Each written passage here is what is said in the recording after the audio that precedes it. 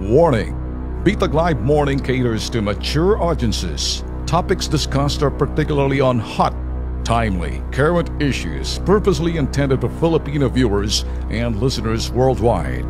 Discussions may contain language that may not be appropriate for some sensitive audiences. If you do not approve of the content listed above, please do not watch our videos. If you wish to continue, we strongly advise that you proceed with caution. Viewer maturity is advised. Will somebody in the Senate please stand up and tell De Lima to shut up? Medyo matindi hong aking sasabihin sa inyo. Alam niyo ho bakit? Let me say that, pwede bang sino man mga senador dyan, pwede bang pagsabihin niyo ng kumare, tumigil na, tikom na yung bibig niya? Masyado nung lumalaki yung bibig nitong si Laila De Lima na kulang ang bunganga nito na kung kinakailan siguro pakainin maraming sili. Alam niyo ba bakit? Sa halip ho na siya ho'y magsabi na maging masigasig tayo laban sa sinasabing elemento ng mga terorismong yan, sa kanilang ginagawa pananakot sa taong bayan at parang gobyerno natin kahit na papano, makasentro naman ang kanilang focus.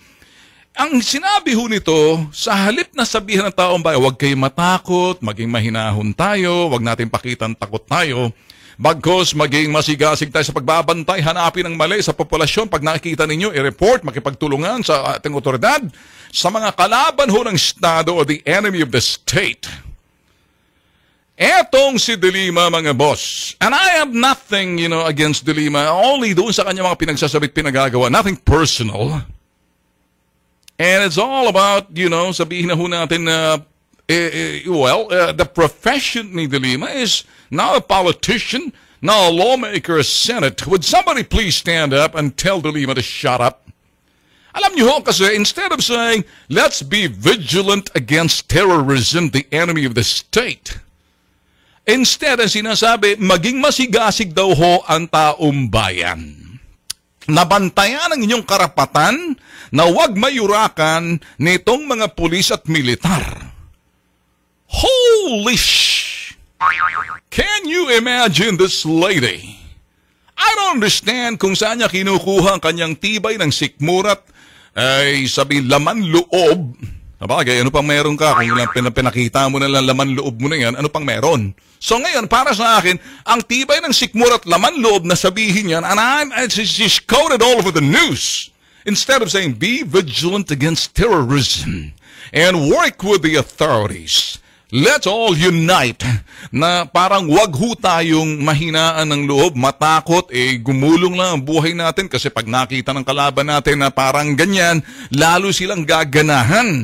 Bagkos pasikipin natin ang mundong kanilang ginagalawan sa mapayapang lipunan ito na walang puwang sa anumang lipunan natin na makihalubilo itong mga potok sa buhot pendeho. Sa halip na sabihin niya na sinabi, maging masigasig tayong taong bayan.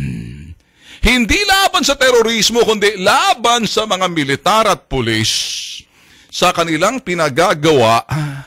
Kasi kapag hindi, yan ay rason na sila'y mag-aabuso. Who's the enemy of the state, Laila De Lima? Is this the terror group? Are you considering the terror group? What do you consider them?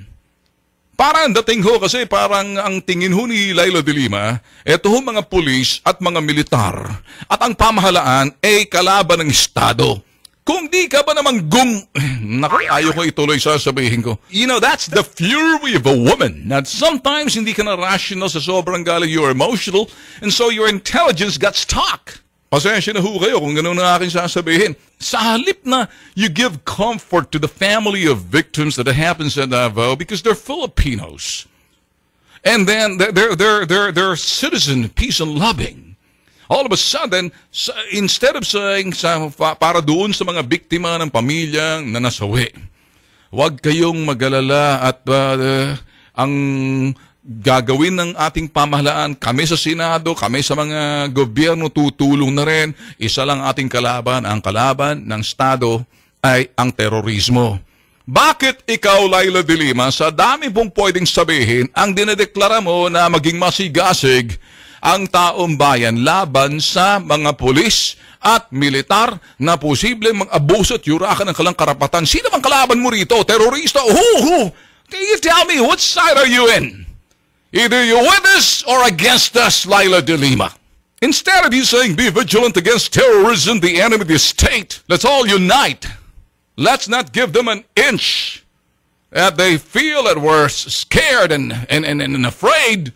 Instead of saying that, tinuturuan mo, inuudyok mo yung taong bayan na maggalit sa pamahalaan sa pamamagitan ng sinasabing pulis at militar. Abay, ikaw nang dedeklara kung enemy of the state na lang kaya sa iyong pananalita. Baka hindi mo kasi alam. Mas maganda siguro dahil nagkakamali ka, may Ben Tulfo rito. Maging masigasig tayo mga boss. Sa pagbabantay sa ating komunidad, sa pagbabantay sa lipunang ito na huwag nating bigyan ng anumang puwang ang sino man mga putok sa buhong terorista na makihalubilo sa mapayapang lipunan natin. Hindi. Mga sundalo, mga militar at mga pulis, bantayan kasi daw baka yan gagawin ng dahilan para yurakan ng mga karapatan. Jesus Maria Joseph, you really have a yellow bleeding heart, De Lima.